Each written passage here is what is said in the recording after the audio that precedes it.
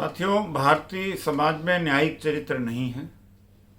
जरूरी नहीं है कि जो संघर्ष करे उसको प्रतिफल मिले या लोग उसको माने ही। इस देश में झूठ की विजय होती है और झूठ से इस देश में आदमी सर्वोच्च स्थान पर भी पहुंच सकता है। उदाहरण के तौर पर कि जाति व्यवस्था अपने आप में कोई सच नहीं है, लेकिन हजारों वर्ष से चल रही। फिर भी निराश नहीं होना चाहिए और हम बहुजन दलित झूठ से हट करके सच के रास्ते पर ही चल करके कुछ प्राप्त कर सकता है, मान सम्मान प्राप्त कर सकता है। आज ही भारत सरकार ने 151 ट्रेनों का निजीकरण किया, यानी 151 ट्रेनें निजी क्षेत्र चलाएंगे। 2002 में जब परिसंघ की रैली हमने किया था, लोग हंसते थे, अरे निजीकरण बढ़ा रहा है, ये निजीकरण बढ़ा रहा है। जबकि हमारी जो लड़ाई थी निजीकरण के खिलाफ भी थी और निजी क्षेत्र में आरक्षण की भी थी। मैंने बार बार समझाया और कुछ कर्मचारियों के संगठन जो गंजों को कंघी बेचते हैं, केवल प्रशिक्षण शिविर करते हैं, बहुजन सत्ता की बात करते हैं, ये सारे मुद्दे अत्याचार, आरक्षण खत्म करना, संविधान का न लागू करना, भागीदारी के सवाल पर चुप रहे, केवल एंड केवल इतिहास बताते रहे और भविष्य का खाका तैयार करते रहे। आज वही परिणाम, उसका परिणाम हमारे सामने आ गया। आपको मैं बता दूं कि हमारे लोग साथ दें या न दें, वैसे बहुत लोग अब समझ रहे हैं, आ रहे हैं हमारे तरफ, परिसंघ की तरफ आ रहे हैं।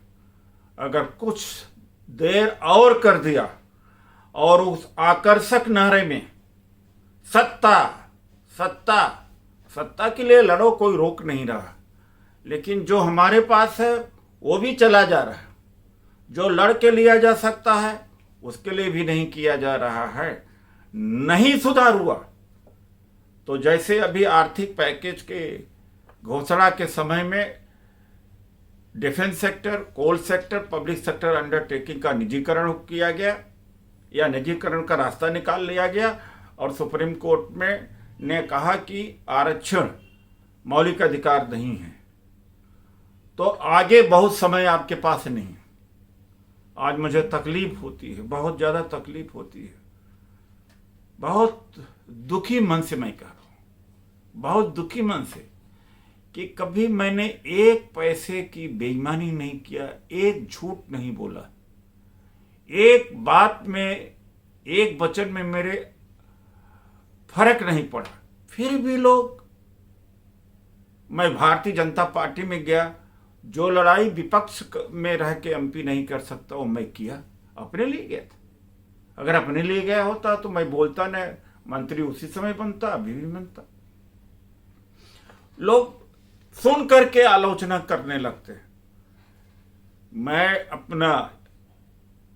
अपने संघर्ष, अपने साथियों का पूरा रिजल्ट कार्ड पेश करता हूं।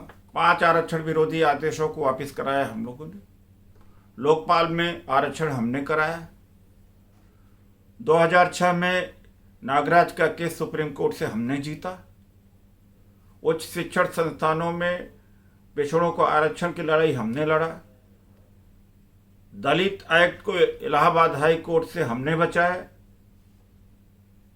और लाखों कर्मचारियों अधिकारियों का प्रमोशन, डिमोशन और भी तमाम जो अत्याचार होते रहे हैं उन सब को हमने किया। हमने रिजल्ट दिया, लेकिन भावनाओं में सराबोर नहीं किया। हमारे मोदी जी हैं, भावनाओं में सराबोर कर देते हैं। ऐसे हमारे यहाँ भी कुछ लोग हैं जो केवल सवर्णों का गाली दे करके भावुक बना देते हैं और लोग चल देते हैं। और हम लोग कहते हैं कि अम्बेडकरवादी हैं, तो हम तो 16% का ही नेता हो सकते हैं, 100% का नेता कभी नहीं हो सकते। ब्राह्मण क्षत्रिय वैसे ही 100% का नेता इस देश में हो सकता है। बैकवर्ड भी अपनी जाति का ज़्यादा से ज़्यादा हो सकता है, और कुछ दलितों का, मुसलमानों का सपोर्ट मिल सकता है। दलित अपने ही तक सीमित रहेगा। अपनी सामाजिक ढांचा को देख लो। हाँ, जब ताकत हो जाती तो कुछ लोग आ जाते। तो